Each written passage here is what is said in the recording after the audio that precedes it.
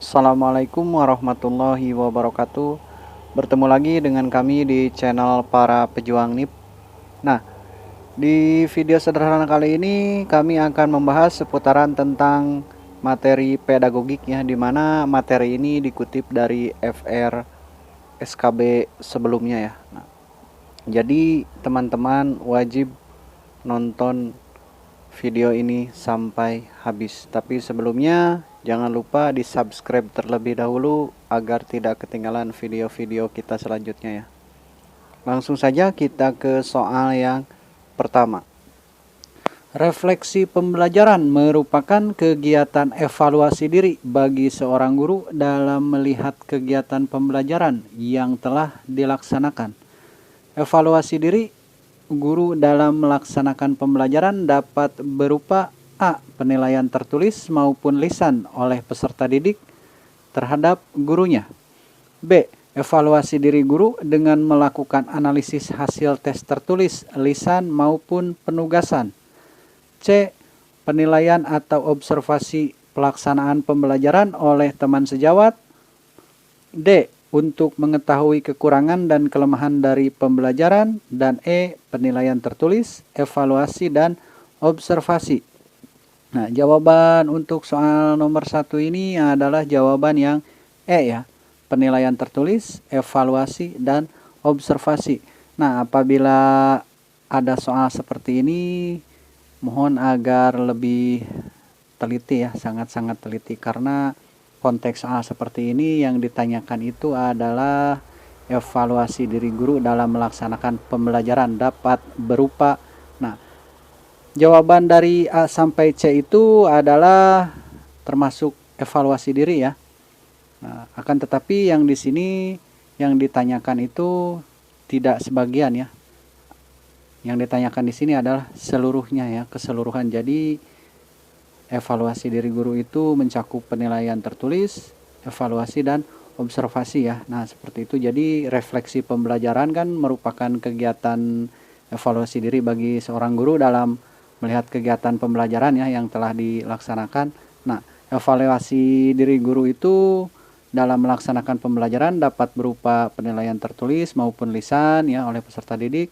Terus penilaian atau observasi pelaksanaan pembelajaran ya oleh teman sejawat, dan evaluasi diri guru juga dengan melakukan analisis hasil tes tertulis ya, lisan maupun penugasan terhadap siswa yang diampunya. Nah, seperti itu. Jadi apabila konteks soalnya yang ditanyakan diantaranya, nah seperti itu, jawaban A sampai C itu termasuk. Akan tetapi di sini kan yang ditanyakan adalah evaluasi diri ya, dapat berupa, nah berarti keseluruhan ya yang ditanyakannya itu. Jadi seperti itu ya, karena refleksi pembelajaran perlu dilakukan guru ya dalam upaya untuk mengetahui kekurangan dan kelemahan dari pembelajaran yang telah dilaksanakan. Dengan mengetahui kekurangan dan kelemahan dalam melaksanakan pembelajaran, guru dapat memperbaiki pembelajaran berikutnya ya, seperti itu.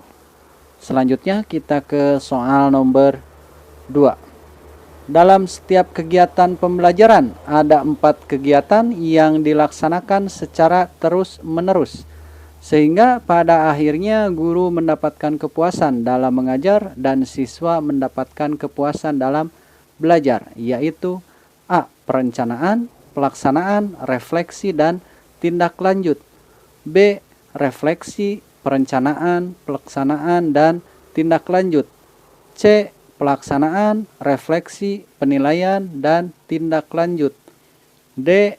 Pelaksanaan, penilaian, refleksi, dan tindak lanjut. Dan E. Pelaksanaan, tindak lanjut, penilaian, dan refleksi. Nah, pertanyaan-pertanyaan seperti ini dimohon untuk lebih teliti lagi ya. Jawaban untuk soal nomor 2 adalah jawaban yang A ya. Perencanaan, pelaksanaan, refleksi, dan tindak lanjutnya. Dalam setiap kegiatan pembelajaran itu guru seharusnya memulai dari kegiatan menyusun perencanaan ya, kemudian melaksanakan pembelajaran, terus melakukan refleksi terhadap pembelajaran yang telah dilaksanakan, dan kemudian yang terakhir adalah tindak lanjutnya. Nah, Keempat kegiatan ini dilaksanakan secara terus-menerus ya, sehingga pada akhirnya guru mendapatkan kepuasan dalam mengajar dan siswa pun mendapatkan kepuasan dalam belajar ya, seperti itu. Selanjutnya kita ke soal nomor 3. Dilihat dari jenisnya, penilaian terdiri atas beberapa macam. Di antaranya adalah penilaian formatif yang bermakna A. Penilaian yang dilaksanakan pada akhir program belajar mengajar. B. Penilaian yang dilaksanakan pada akhir unit program. C. Penilaian yang bertujuan untuk mengetahui kelemahan-kelemahan siswa.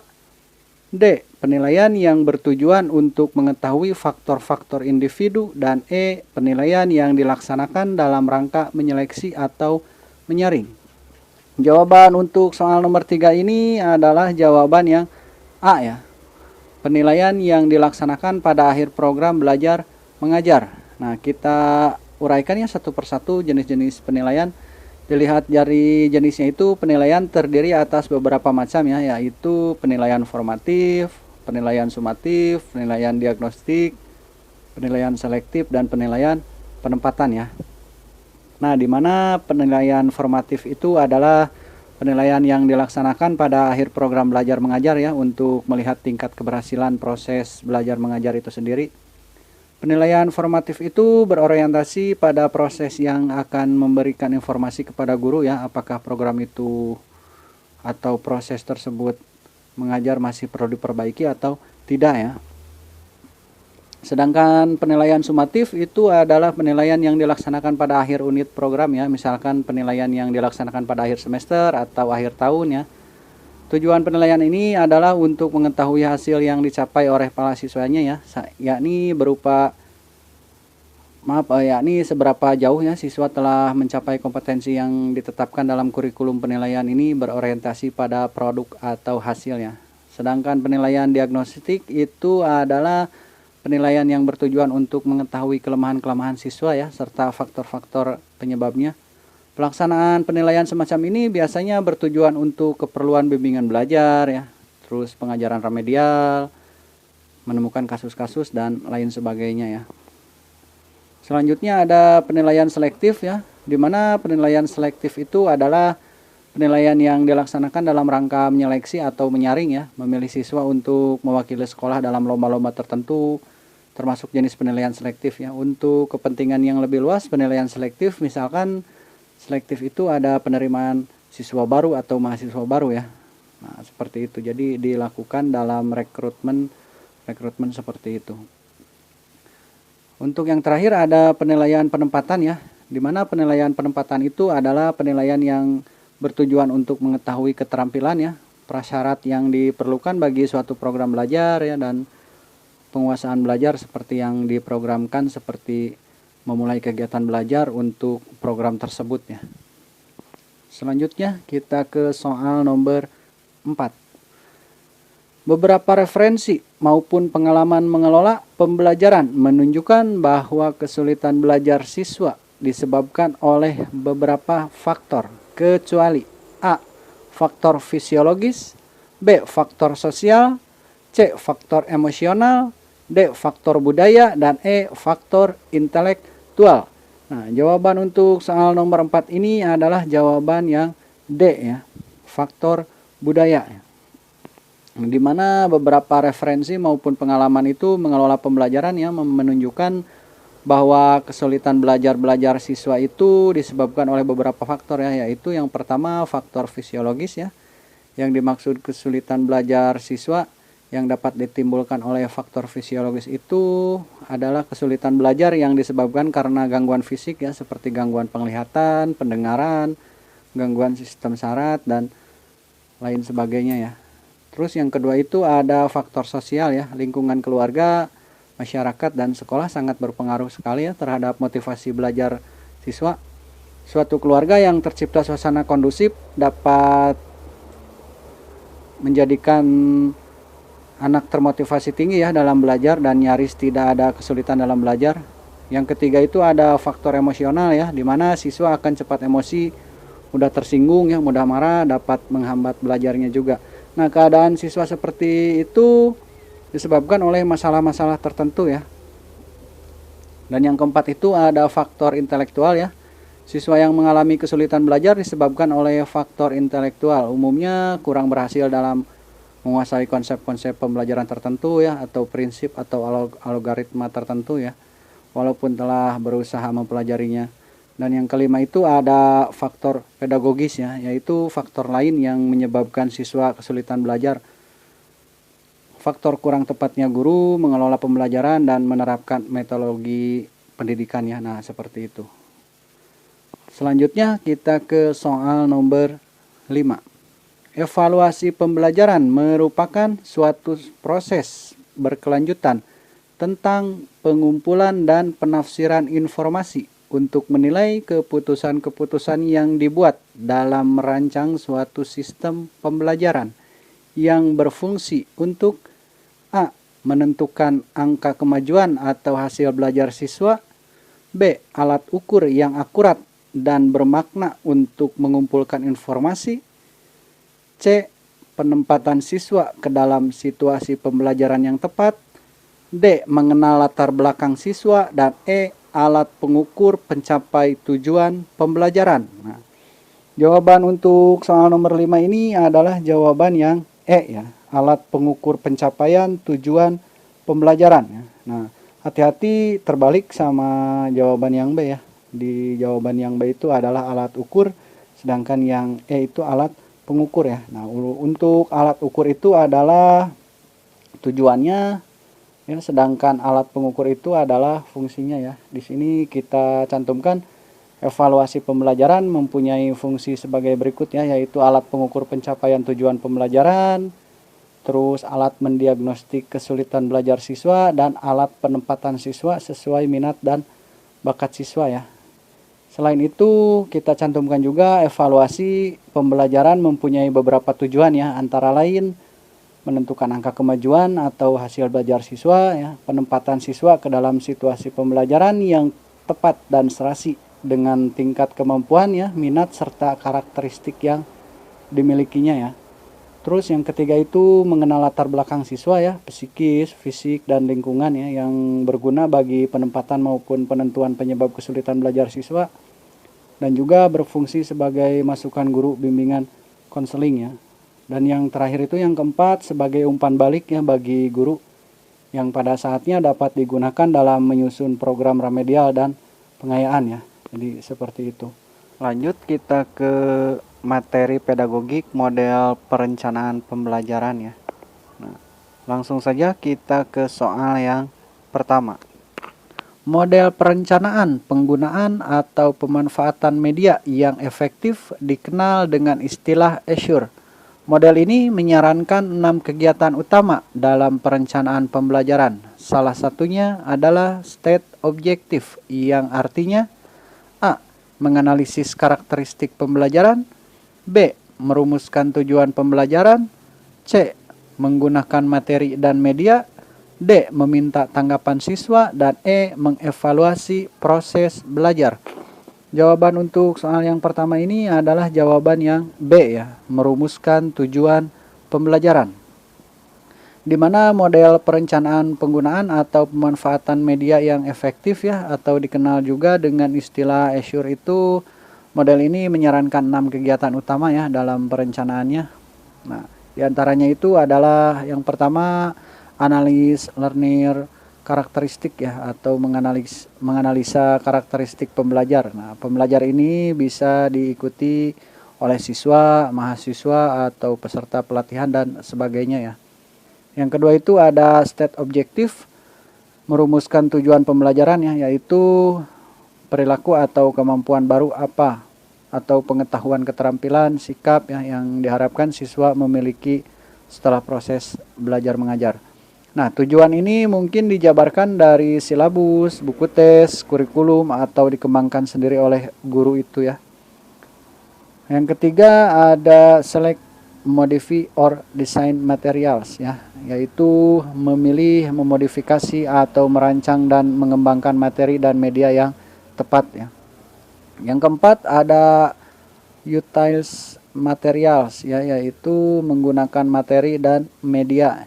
Yang kelima ada require learner response, meminta tanggapan siswa ya. Guru sebaiknya mendorong siswa untuk memberikan respon dan umpan balik mengenai keefektifan proses belajar mengajar ya. Dan yang keenam itu ada evaluasi ya. Nah, mengevaluasi proses belajar, tujuan utama evaluasi itu adalah untuk mengetahui tingkat pencapaian tujuan pembelajaran ya, keefektifan media, pendekatan pembelajaran, dan faktor dari guru itu sendiri ya. Selanjutnya kita ke soal nomor 2. Penggunaan media pembelajaran pada tahap orientasi pembelajaran akan sangat membantu keefektifan proses pembelajaran dan penyampaian pesan serta isi pembelajaran. Menurut Kemp dan Dayton, media pembelajaran dapat memenuhi 3 fungsi utama. Salah satunya yaitu A. Memotivasi, B. Membangkitkan keinginan yang baru, C. Membangkitkan minat yang baru, D. Membangkitkan rangsangan belajar, dan E. Bisa menimbulkan ide baru. Nah, jawaban untuk soal nomor 2 ini adalah jawaban yang A ya, memotivasi. Nah, media pembelajaran itu menurut Kemp dan Dayton dapat memenuhi 3 fungsi utama ya. Di antaranya yang pertama itu ada memotivasi ya. Guru dapat memotivasi siswa dengan cara membangkitkan minat belajarnya dan dengan cara memberikan harapan ya, harapan akan tercapainya suatu tujuan dapat menjadi motivasi yang ditimbulkan guru ke dalam diri siswa itu sendiri. Nah, salah satu pemberian harapan itu adalah dengan cara memudahkan siswa dalam menerima isi pelajaran ya, melalui pemanfaatan media pembelajaran ya, itu salah satunya. Yang kedua, menyajikan informasi ya. Media pembelajaran dapat digunakan dalam penyajian informasi dihadapkan sekelompok siswa ya. Isi dan bentuk penyajiannya bersifat sangat umum ya, berfungsi sebagai pengantar atau pengetahuan latar belakang ya. Dan yang ketiga itu ada memberikan instruksi. Media berfungsi untuk tujuan instruksi ya, di mana informasi yang terdapat dalam media itu harus melibatkan siswa baik secara mental maupun dalam bentuk aktivitas ya. Sehingga pembelajaran dapat terjadi ya, materi harus dirancang lebih sistematis ya, agar dapat menyiapkan instruksi yang lebih efektif ke sananya ya. Lanjut kita ke soal nomor 3. Penggunaan media pembelajaran di dalam proses belajar mengajar memberikan beberapa manfaat praktis sebagai berikut, kecuali A. Media pembelajaran dapat memperjelas penyajian pesan dan informasi. B. Media pembelajaran dapat mengarahkan dan meningkatkan perhatian anak. C. Media pembelajaran dapat mengatasi keterbatasan indera, ruang, dan waktu. D. Media pembelajaran dapat memberikan kesamaan pengalaman kepada siswa. Dan E. Media pembelajaran dapat mengevaluasi proses pembelajaran. Nah, jawaban untuk soal nomor 3 ini adalah jawaban yang E ya. Media pembelajaran dapat mengevaluasi proses pembelajaran ya. Yang ditanyakannya itu adalah kecualinya. Nah, penggunaan media pembelajaran di dalam proses belajar mengajar sendiri memberikan manfaat praktis ya, sebagai berikut ya. Yang pertama, media pembelajaran dapat memperjelas penyajian pesan dan informasi ya, sehingga dapat memperlancar dan meningkatkan proses dari hasil belajar tersebut. Dan yang kedua, ada media pembelajaran dapat mengarahkan dan meningkatkan perhatian anak sehingga dapat menimbulkan motivasi belajar ya. Yang ketiga itu media pembelajaran dapat mengatasi keterbatasan indera ya, ruang dan waktu ya. Nah, hal tersebut seperti menyaksikan benda atau peristiwa pada masa lampau ya, dengan perantara gambar, potret, slide, film ya, atau video ya. Nah, seperti itu. Terus mengamati benda atau peristiwa yang sukar dikunjungi ya, baik karena jarak jauh atau berbahaya ya. Bisa juga memperoleh gambaran dengan jelas ya tentang benda-benda yang sukar diamati secara langsung karena ukurannya yang tidak memungkinkan, baik terlalu besar atau terlalu kecil ya. Terus bisa juga untuk mengamati peristiwa-peristiwa yang jarang terjadi ya, atau berbahaya untuk didekati, misalnya dengan seperti tadi ya, slide, film ya, atau video ya. Dan dapat menjangkau audiens yang besar jumlahnya dan mengamati suatu objek secara serempak.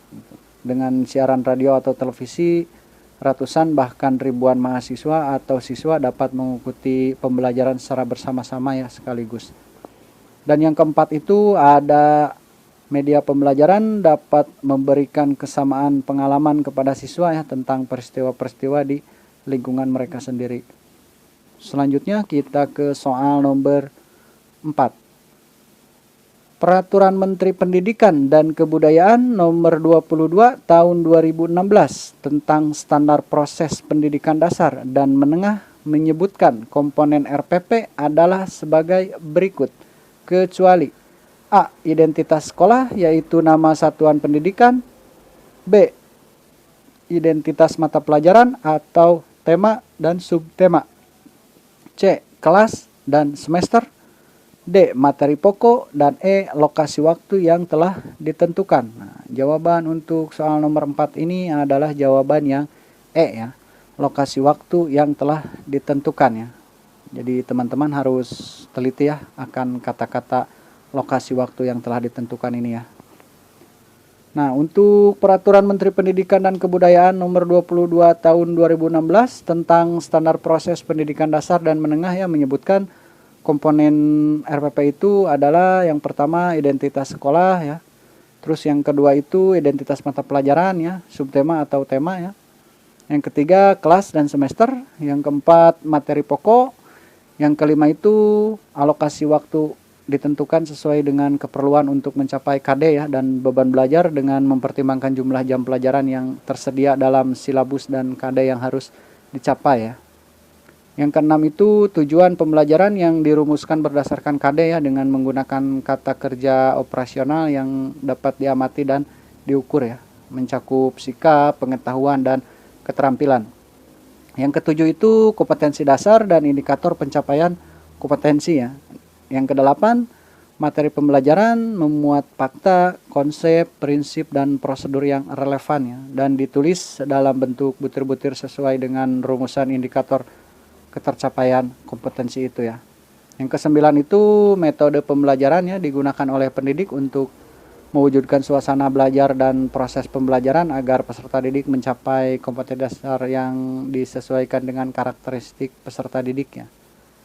Yang ke-10 itu media pembelajaran berupa alat bantu proses pembelajaran untuk menyampaikan materi ya. Yang ke-11 ada sumber belajar dapat berupa buku, media cetak dan elektronik ya, atau alam sekitar ya seperti itu. Yang ke-12 itu ada langkah-langkah pembelajaran ya dilakukan melalui tahapan pendahuluan, inti dan penutup. Dan yang ke-13 terakhir adalah penilaian hasil pembelajaran ya. Selanjutnya kita ke soal nomor 5. Berdasarkan Permendikbud nomor 81A tahun 2013, istilah penilaian atau assessment terdiri dari 3 kegiatan, diantaranya yakni A. Pengukuran, B. Usaha, C. Karakter, D. Tingkah laku, dan E. Tulisan. Nah, jawaban untuk soal nomor 5 ini adalah jawaban yang A ya, pengukuran. Berdasarkan Permendikbud nomor 81A tahun 2013 itu istilah penilaian atau asesmen terdiri dari 3 kegiatan ya, yakni pengukuran, penilaian, dan evaluasi ya. Nah, untuk ketiga istilah tersebut memiliki makna yang berbeda-beda ya, walaupun memang ketiga hal tersebut itu mempunyai atau memang saling berkaitan satu sama lain ya. Seperti contohnya pengukuran itu adalah kegiatan membandingkan hasil pengamatan dengan suatu kriteria atau ukuran ya. Dan untuk penilaian adalah proses pengumpulan informasi atau bukti melalui pengukuran, menafsirkan, mendeskripsikan, dan menginterpretasikan bukti-bukti hasil pengukuran ya.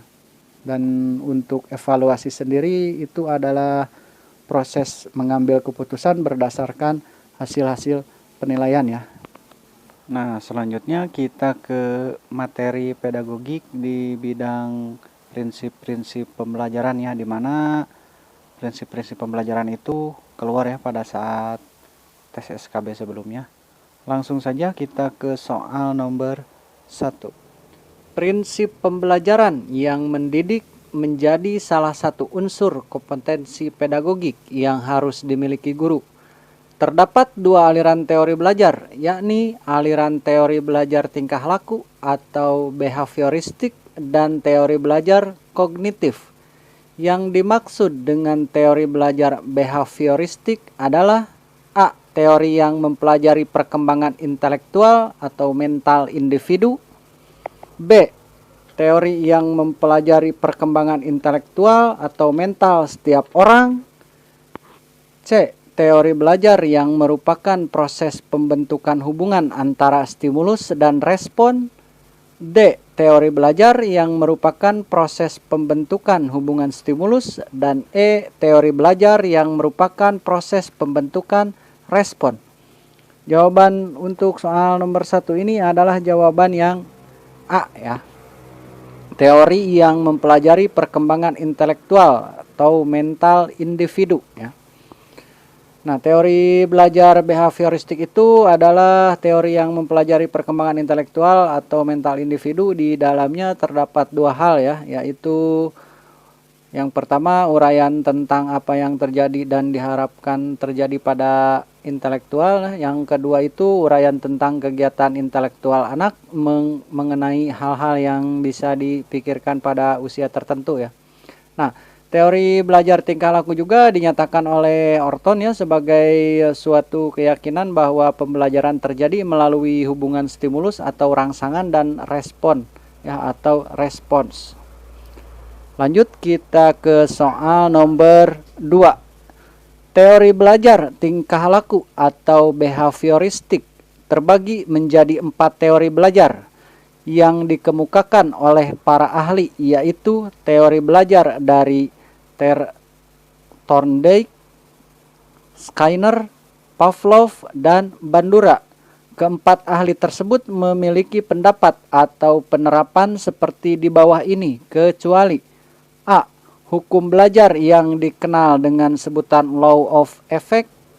B. Teori belajar klasik yang menggunakan konsep pembiasaan atau conditioning.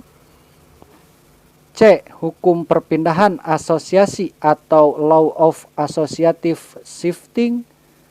D. Ganjaran atau penguatan mempunyai peran yang amat penting dalam proses belajar. Dan E. Siswa belajar melalui meniru. Jawaban untuk soal nomor 2 ini adalah jawaban yang C ya. Hukum perpindahan asosiasi atau law of associative shifting ya. Nah, karena hukum perpindahan asosiasi itu termasuk ke dalam kategori law effect ya. Dan berikut penjelasan 4 teori belajar tingkah laku, yaitu teori belajar dari Thorndike, Skinner, Pavlov, dan Bandura ya.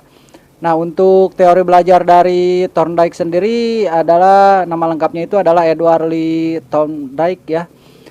Mengemukakan bahwa beberapa hukum belajar yang dikenal dengan sebutan law of effect. Belajar akan lebih berhasil bila respon siswa terhadap suatu stimulus segera diikuti dengan rasa senang atau kepuasan ya.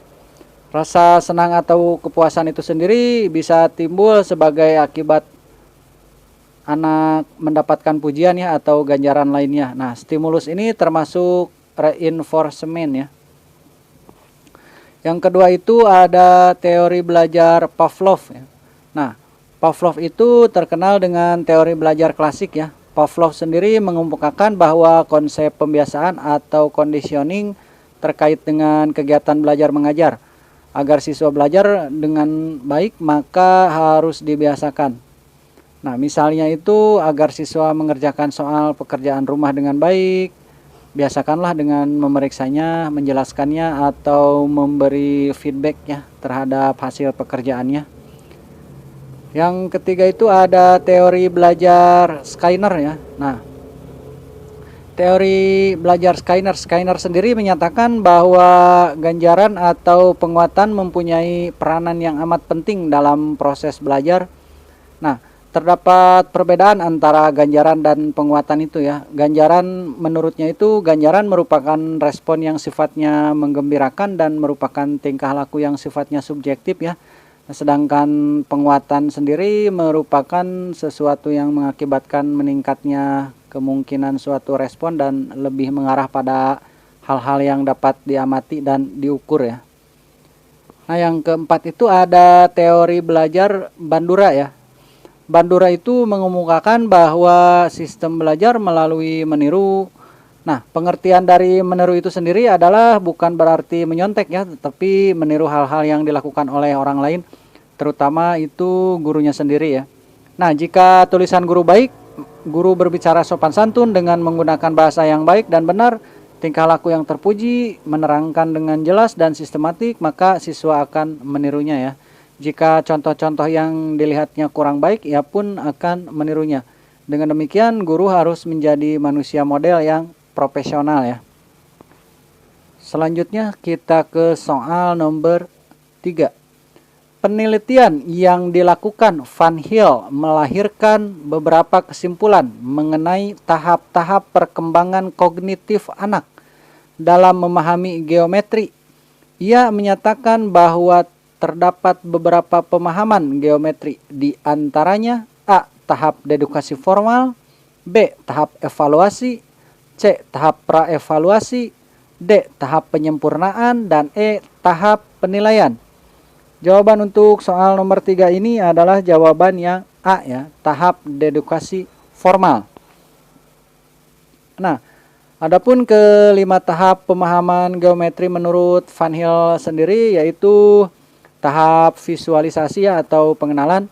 Nah, pada tingkat ini siswa memandang sesuatu bangun geometri sebagai suatu keseluruhan atau holistik ya. Pada tingkat ini siswa belum memperhatikan komponen-komponen dan masih bangun ya, masing-masing bangun. Dengan demikian, meskipun pada tingkat ini siswa sudah mengenal nama suatu bangun, siswa belum mengamati ciri-ciri dari bangunan tersebut ya. Selanjutnya ada tahap analisis ya, atau deskriptif. Pada tingkat ini siswa sudah mengenal bangun-bangun geometri berdasarkan ciri-ciri dari masing-masing bangun. Nah, dengan kata lain pada tingkat ini siswa sudah terbiasa ya menganalisis bagian-bagian yang ada pada suatu bangun dan bisa mengamati sifat-sifat yang dimiliki oleh unsur-unsur tersebut ya. Yang ketiga itu ada tahap deduksi formal ya, atau pengurutan atau relasional. Nah, pada tingkat ini siswa sudah bisa memahami hubungan antara ciri yang satu dengan ciri yang lainnya pada suatu bangun ya.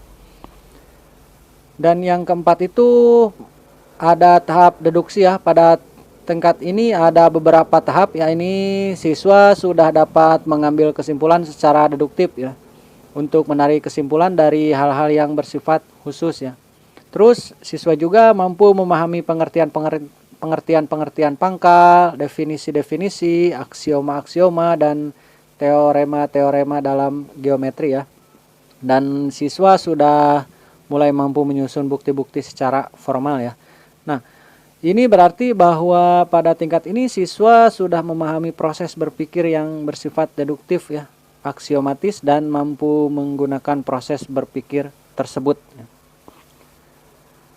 Yang kelima itu ada tahap akurasi ya, tingkat matematis atau keakuratan. Nah, pada tingkat ini anak sudah memahami betapa pentingnya ketepatan dari prinsip-prinsip dasar yang melandasi satu pembuktian ya. Sudah memahami mengapa sesuatu itu dijadikan postulat atau dalil ya. Dalam matematika kita tahu bahwa betapa pentingnya suatu sistem deduktif itu. Tahap keakuratan merupakan tahap tertinggi dalam memahami geometri ya. Selanjutnya kita ke soal nomor 4. Menurut Ausubel, faktor penting yang mempengaruhi belajar adalah apa yang sudah diketahui siswa, konsep baru atau informasi baru harus dikaitkan dengan konsep yang telah ada. Untuk menerapkan teori ini, terdapat konsep atau prinsip yang harus diperhatikan, yaitu A. Pengaturan awal, diferensiasi, progresif, dan belajar superordinat. B. Pengaturan awal, diferensiasi, progresif, belajar superordinat, dan penyesuaian integratif. C. Pengaturan awal, diferensiasi, progresif, belajar superordinat, dan struktur pengetahuan. D. Struktur pengetahuan, pengaturan awal, dan belajar superordinat. Dan E. Diferensiasi, pengaturan awal, dan diferensiasi, progresif. Nah, jawaban untuk soal nomor 4 ini adalah jawaban yang B ya. Pengaturan awal, diferensiasi progresif, belajar superordinat, dan penyesuaian integratif. Kita uraikan satu persatu ya di sini. Untuk menerapkan teori Ausubel dalam mengajar itu terdapat konsep-konsep atau prinsip-prinsip yang harus diperhatikan ya. Nah, prinsip-prinsip tersebut itu adalah yang pertama pengaturan awal ya atau advance organizer. Pengaturan awal mengarahkan pada siswa ke materi yang akan dipelajari ya dan mengingatkan siswa pada materi sebelumnya yang dapat digunakan siswa dalam membantu menanamkan pengetahuan baru ya. Dan yang kedua itu ada diferensiasi progresif, di mana pengembangan konsep berlangsung paling baik jika unsur-unsur yang paling umum, paling inklusif dari suatu konsep itu diperkenalkan terlebih dahulu dan kemudian baru diberikan hal-hal yang lebih mendetail ya dan lebih khusus dari konsep itu ya. Yang ketiga, belajar superordinat ya, selama informasi diterima dan diasosiasikan dengan konsep dalam struktur kognitif atau subsumsi, konsep itu tumbuh dan mengalami diferensiasi. Belajar superordinat juga dapat terjadi apabila konsep-konsep yang telah dipelajari sebelumnya dikenal sebagai unsur-unsur dari suatu konsep yang lebih luas ya atau lebih inklusif. Dan yang keempat ada penyesuaian integratif ya. Nah, penyesuaian integratif itu di mana mengajar bukan hanya urutan menurut diferensiasi progresif saja yang diperhatikan, melainkan juga harus diperlihatkan bagaimana konsep-konsep baru ya. Nah, konsep-konsep tersebut dihubungkan pada konsep-konsep superordinat. Jadi guru harus memperlihatkan secara eksplisit bagaimana arti-arti baru dibandingkan dan dipertentangkan ya. Dengan arti-arti sebelumnya yang lebih sempit itu dan bagaimana konsep-konsep yang tingkatannya lebih tinggi sekarang mengambil arti baru ya. Selanjutnya kita ke soal nomor 5. Seorang ahli psikologi perkembangan dari Amerika Serikat yang telah mempelopori aliran psikologi belajar kognitif dan memberikan dorongan agar pendidikan memberikan perhatian pada pentingnya pengembangan berpikir adalah A. Branner, B. Ausubel, C. Robinson, D. Van Hill, dan E. Erikson. Jawaban untuk soal nomor 5 ini adalah jawaban yang A ya, Branner. Nah, dengan mengenal konsep dan struktur yang tercakup dalam bahan yang sedang dibicarakan ya, konsep Branner tersebut, anak akan memahami materi yang harus dikuasainya itu. Ini menunjukkan bahwa materi yang mempunyai suatu pola atau struktur tertentu akan lebih mudah dipahami dan diingat anak. Dalam bukunya itu mengemukakan 4 tema pendidikan ya, Branner itu. Yakni yang pertama pentingnya arti struktur pengetahuan ya. Kurikulum hendaknya mementingkan struktur pengetahuan karena dalam struktur pengetahuan kita menolong para siswa untuk melihat ya. Yang kedua ada kesiapan ya. Untuk belajar menurut Branner sendiri, kesiapan terdiri atas penguasaan keterampilan-keterampilan yang lebih sederhana ya, yang memungkinkan seorang untuk mencapai keterampilan-keterampilan yang lebih tinggi. Yang ketiga itu ada nilai intuisi dalam proses pendidikan ya. Intuisi adalah teknik-teknik intelektual ya untuk sampai pada formulasi-formulasi tentatif tanpa melalui langkah-langkah analitis untuk mengetahui apakah formulasi-formulasi itu merupakan kesimpulan-kesimpulan yang sahih atau tidak. Dan yang keempat ada motivasi atau keinginan untuk belajar beserta cara-cara yang dimiliki para guru untuk merangsang motivasi itu ya. Oke, kita lanjut ke pedagogik materi psikologi pendidikan anak ya. Langsung saja kita ke soal yang pertama ya. Siswa sebagai subjek pembelajaran merupakan individu aktif dengan berbagai karakteristiknya, sehingga dalam proses pembelajaran terjadi interaksi timbal balik, baik antara guru dengan siswa maupun antara siswa dengan siswa. Oleh karena itu, salah satu dari kompetensi pedagogik yang harus dikuasai guru adalah A. Memahami karakter anak didiknya, B. Memahami lingkungan kelas supaya nyaman dalam belajar, C. Memahami sifat rekan sejawat agar bisa bekerja sama, D. Memahami karakter kepala sekolah, dan E. Berinteraksi dengan orang tua peserta didik. Jawaban untuk soal yang pertama ini adalah jawaban yang A ya, memahami karakter anak didiknya.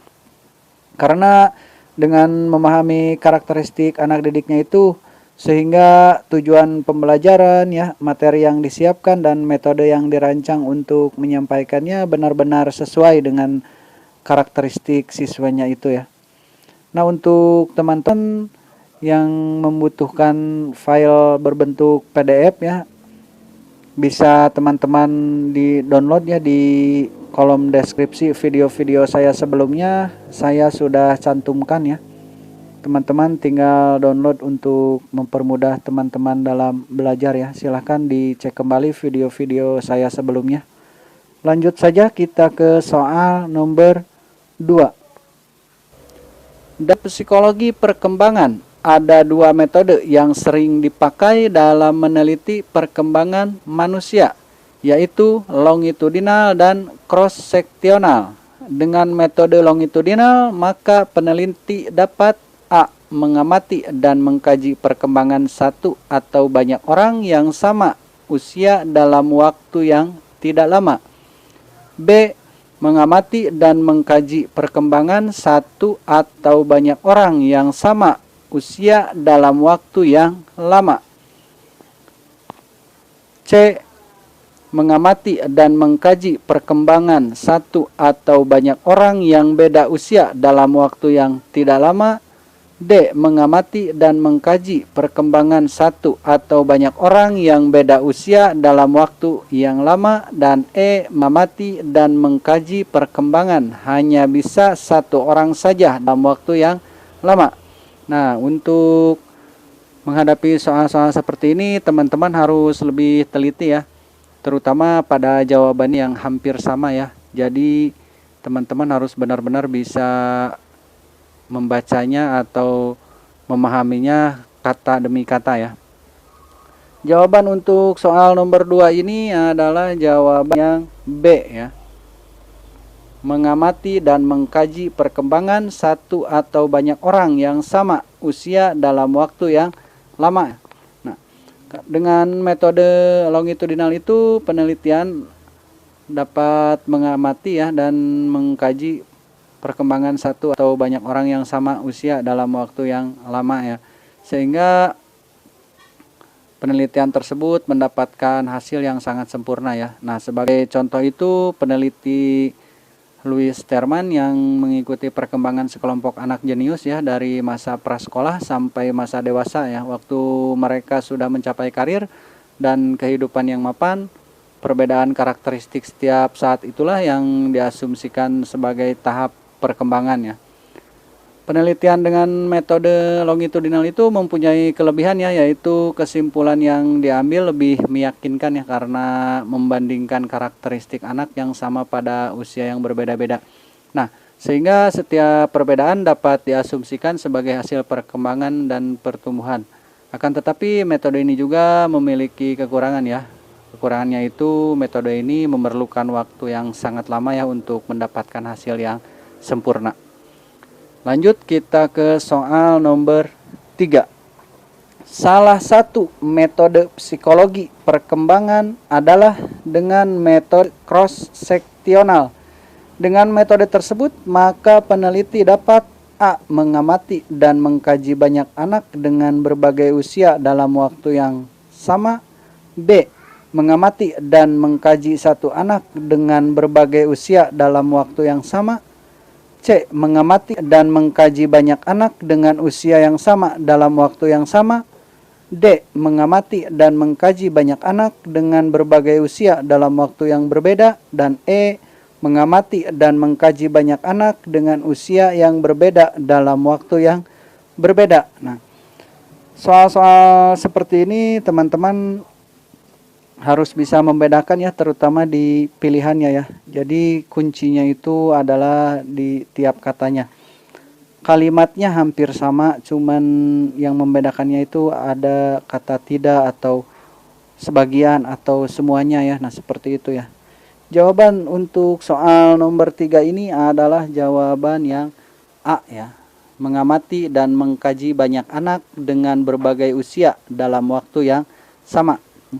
Nah, dengan metode cross seksional itu peneliti dapat mengamati dan mengkaji banyak anak ya dengan berbagai usia dalam waktu yang bersamaan ya.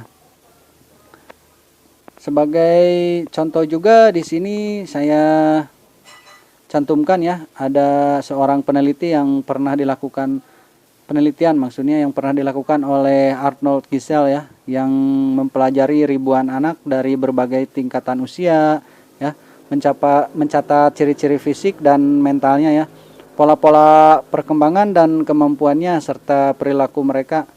Perbedaan karakteristik setiap kelompok itulah yang diasumsikan sebagai tahapan perkembangan ya dengan pendekatan cross seksional. Proses penelitian tidak memerlukan waktu yang lama, hasil segera didapat atau diketahui ya. Kan tetapi kelemahannya itu peneliti menganalisis perbedaan karakteristik anak-anak yang berbeda ya, sehingga diperlukan kehati-hatian dalam menarik kesimpulan bahwa perbedaan itu semata-mata karena perkembangan ya. Selanjutnya kita ke soal nomor 4. Manusia merupakan kesatuan antara jasmani dan rohani yang tidak dapat dipisah-pisahkan. Manusia juga merupakan individu yang kompleks. Oleh karena itu, kajian psikologi perkembangan manusia dapat menggunakan metode A. Pendekatan secara menyeluruh, B. Pendekatan secara khusus, C. Pendekatan secara khusus dan menyeluruh, D. Pendekatan secara motorik, sosial, dan intelektual, dan E. Pendekatan secara emosional saja. Jawaban untuk soal nomor 4 ini adalah jawaban yang C ya, pendekatan secara khusus dan menyeluruh ya. Nah, di mana manusia itu merupakan individu yang kompleks ya, terdiri dari banyak aspek termasuk jasmani, intelektual, emosi, ya, moral, sosial ya, yang membentuk keunikan pada setiap orang. Nah, kajian perkembangan manusia itu dapat menggunakan pendekatan secara menyeluruh ya atau pendekatan khusus. Jadi ada dua metode. Nah, menganalisis secara menyeluruh itu segi perkembangannya disebut pendekatan menyeluruh atau global ya, secara segi perkembangan. Nah, dideskripsikan dalam pendekatan ini seperti perkembangan fisik, motorik, sosial, intelektual ya, emosi, religi, dan lain-lain ya. Nah, sedangkan pendekatan khusus itu untuk mempermudah penelitian ya, pembahasan dan dapat dilakukan per aspek ya, seperti peneliti yang memfokuskan kajiannya pada perkembangan aspek fisik saja atau aspek intelektual saja ya, aspek moral saja, dan lain sebagainya ya. Selanjutnya kita ke soal nomor 5. Jean-Jacques merupakan ahli pendidikan beraliran liberal yang menjadi pendorong pembelajaran discovery. Rousseau mulai mengadakan kajian pada 1800-an. Menurutnya, perkembangan anak terbagi menjadi beberapa tahap, yaitu A. Masa bayi, masa anak, dan masa remaja, B. Masa bayi dan masa anak, C. Masa bayi, masa anak, dan masa remaja awal, D. Masa bayi, masa anak, masa remaja awal, dan masa remaja, dan E. Masa anak, masa remaja awal, dan masa remaja.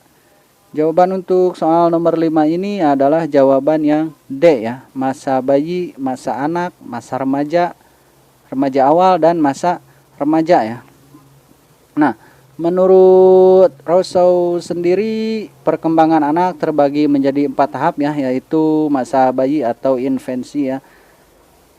Umurnya itu sekitar 0 sampai 2 tahun ya. Nah, Masa-masa itu adalah masa perkembangan fisik ya, kecepatan pertumbuhan fisik lebih dominan dibandingkan perkembangan aspek lain, sehingga anak tersebut disebut sebagai binatang yang sehat ya. Sedangkan masa anak ya atau childhood ya, di mana usia antara 2 sampai 12 tahun ya, disebut masa perkembangan sebagai manusia primitif ya. Kecuali masih terjadi pertumbuhan fisik secara pesat ya, selain sebagai manusia juga mulai berkembang. Misalnya kemampuan berbicara, berpikir, intelektual ya, moral dan lain-lain ya. Nah, sedangkan masa remaja awal itu atau pubescensi ya, sekitar usia sekitar 12 sampai 15 tahunan itu, di mana ditandai dengan perkembangan pesat intelektual ya dan kemampuan bernalar, juga disebut masa bertualang. Nah, yang keempat itu ada masa remaja ya. Nah, masa remaja itu sekitar usia 15 sampai 25 tahun, di mana masa-masa ini adalah terjadi perkembangan pesat aspek seksual, sosial, moral, dan nurani juga ya, disebut masa hidup sebagai manusia beradab ya. Selanjutnya kita ke soal nomor 6. Stanley Hale, seorang psikolog dari Amerika Serikat, merupakan salah satu perintis kajian ilmiah tentang siklus hidup atau lifespan, yang berteori bahwa perubahan menuju dewasa terjadi dalam sekuens atau urutan yang universal.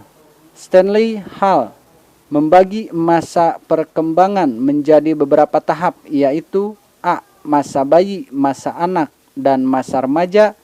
B. Masa anak dan masa remaja. C. Masa kanak-kanak, masa anak, masa puber, dan masa remaja. D. Masa anak, masa puber, dan masa remaja. Dan E. Masa bayi, masa anak, masa puber, dan masa remaja ya. Jawaban untuk soal nomor 6 ini adalah jawaban yang C ya. Masa kanak-kanak, masa anak, masa puber, dan masa remaja ya. Nah, menurut Stanley Hale sendiri, masa perkembangan anak itu ya dibagi menjadi 4 tahap, yaitu masa kanak-kanak ya atau infansi, di mana usianya itu berkisar 0 sampai 4 tahun ya. Pada usia-usia ini perkembangan anak disamakan dengan binatang, yaitu melata dan atau berjalan ya. Yang kedua itu ada masa anak ya atau childhood. Usianya itu sekitar 4 sampai 8 tahun ya. Nah, masa ini disebut masa pemburu ya. Anak haus akan pemahaman lingkungannya, sehingga akan berburu kemanapun yang mempelajari lingkungan sekitarnya ya. Nah, yang ketiga itu ada masa puber ya atau disebut dengan youth ya, sekitar usia sekitar 8 sampai 12 tahun ya. Pada masa-masa ini anak tumbuh dan berkembang, tetapi sebagai makhluk yang belum beradab. Banyak hal yang masih harus dipelajari untuk menjadi makhluk yang beradab di lingkungannya ya, seperti yang berkaitan dengan sosial, emosi, moral, intelektual ya, dan lain sebagainya. Nah, yang keempat itu adalah masa remaja ya. Masa remaja itu usianya sekitar 12 sampai dewasa ya. Masa-masa ini anak semestinya sudah menjadi manusia beradab yang dapat menyesuaikan diri dengan lingkungan dan dunia yang selalu berubah ya. Perspektif lifespan seperti yang dipelopori oleh Stanley Hall dan kawan-kawan ya, dapat dibuktikan pada tahap masa remaja sampai dewasa ya. Misalnya pada masyarakat tertentu yang masih terbelakang ya, anak justru cepat menjadi dewasa ya. Selanjutnya kita ke soal nomor 7. Aspek perkembangan kognitif anak dikelompokkan dalam 4 tahap. Salah satunya tahap sensori motorik. Pada masa ini kemampuan anak terbatas pada gerak-gerak refleks, bahasa awal, dan ruang waktu. Sekarang saja, sedangkan untuk tahap praoperasional adalah A. Anak mulai mengembangkan kemampuannya menerima stimulus secara terbatas. B.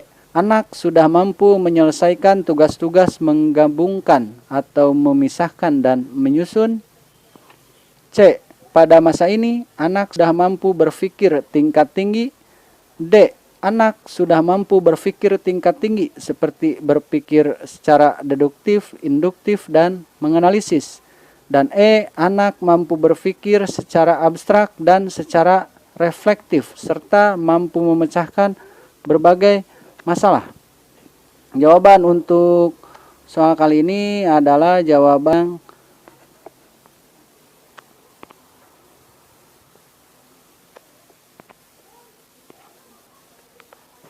A ya. Anak mulai mengembangkan kemampuan menerima stimulus secara terbatas ya. Nah, di mana aspek perkembangan kognitif anak dikelompokkan dalam 4 tahap ya, yaitu tahap pertama itu adalah tahap sensori motorik ya. Usianya itu sekitar 0 sampai 2 tahun ya. Tahap ini juga disebut masa discriminating dan labeling. Pada masa ini kemampuan anak terbatas pada gerak-gerik refleks, bahasa awal, dan ruang waktu sekarang saja ya. Nah, yang kedua itu ada tahap praoperasional ya. Usianya itu sekitar 2 sampai 4 tahun ya. Pada tahap praoperasional ini atau prakonseptual atau disebut juga dengan masa intuitif, anak mulai mengembangkan kemampuannya ya menerima stimulus secara terbatas. Kemampuan-kemampuan berbahasa juga mulai berkembang ya. Pemikiran masih statis, belum dapat berpikir secara abstraknya. Yang ketiga itu ada tahap operasional konkret ya. Usianya itu sekitar 7 sampai 11 tahun. Tahap ini juga disebut masa performing ya, performing operation. Pada masa ini anak sudah mampu menyelesaikan tugas-tugas menggabungkan, memisahkan ya, menyusun, menderetkan, melipat, dan membagi-bagi ya. Nah, yang keempat itu ada tahap operasional formal ya.